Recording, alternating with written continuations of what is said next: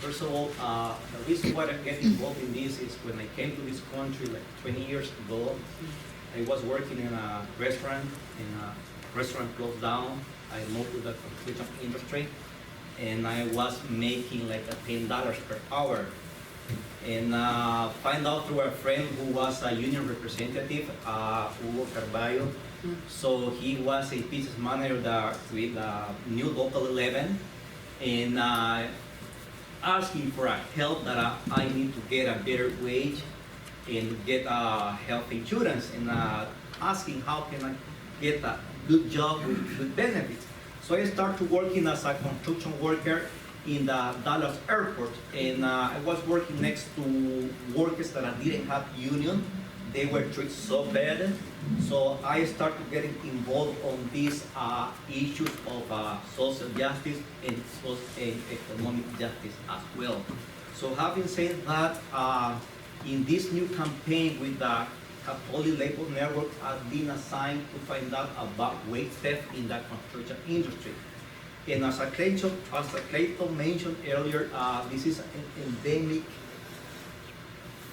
thing that I never thought that was going to be very big. I've been working through in Washington and in Maryland, and I've been finding out in plumbing industry, electricians, drywall, labor, iron worker. They are so many immigrant workers that just came to the United States, and they are starting work for $80 a day. Normally they work normally they work 10 or 12 hours a day. They make $80 a day. Can you imagine this in United States in 21st century? That we are finding this type of jobs. I found a guy that over here in close to the National Baseball Stadium. I approached to him and I started asking some questions. And the first thing that he told me was, "Are you a ICE agent?" And I said, "Excuse me?" And I gave him my business card. Listen, I work for the Catholic Labor Network. We are trying to get a benefit, good wages, but you have to come out. You have to come first. You have to get involved in this campaign. And we start a conversation, and I asked him how much he was making per hour. And he told me, I don't make a salary per hour, just my company pays me $120 a day. And I asked him, and how many hours are you working here?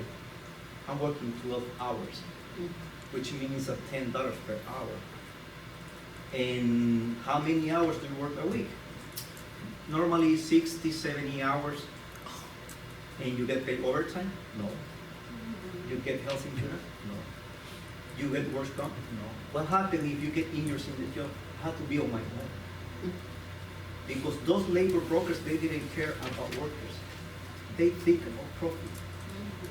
And that's very sad things that especially the people, immigrants, undocumented workers, have to face these particular issues.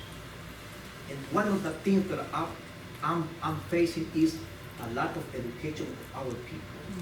Many of them are undocumented workers. They pay almost $10,000 to come to the United States, and they don't care. They don't care where the money comes from in order to pay to the smuggler to broker over here. Many of them borrow the money with almost a 30% over the money. So can you imagine how much these workers are paying? And even though they have to pay the rent over here, they have to pay all the utilities over here, they have to send money to their country. So another case that was very getting emotional was a guy that I found a guy over here in Rhode Island, Northeast area. His wife was pregnant, is pregnant, and he was bothered how gonna pay the hospital and all the bills that are facing every month. And asking, this is the reason why I'm here.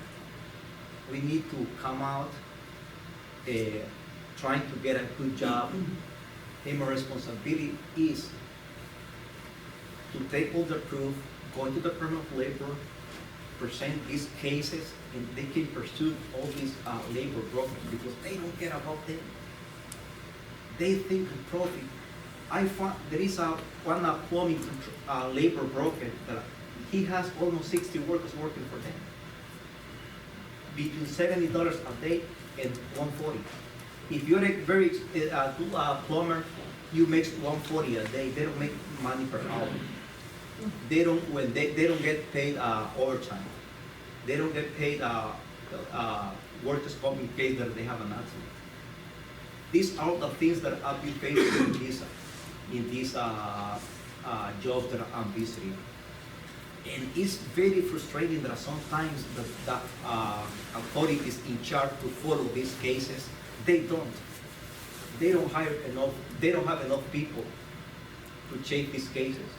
If you go to the authorities, sometimes it is lack of justice. The process is delayed. And I think sometimes, and I think we have to do lobby to these state agencies, federal agencies, to improve all these things in order to give a better life to these workers. Because at the end, these people come to find American dream, and they are not having the American dream. They are facing the nightmare American.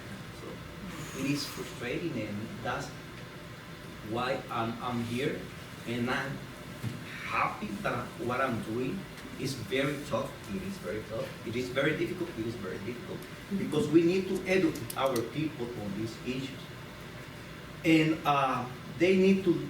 The thing is, they have fear, and when they have fears, it's very difficult to move them forward. Another thing is, as they are not permanent workers in a particular job. They work for a labor brokers. Sometimes one day they are here, another day they're in another job. So it's very difficult to track them, to get them, find them in the same job.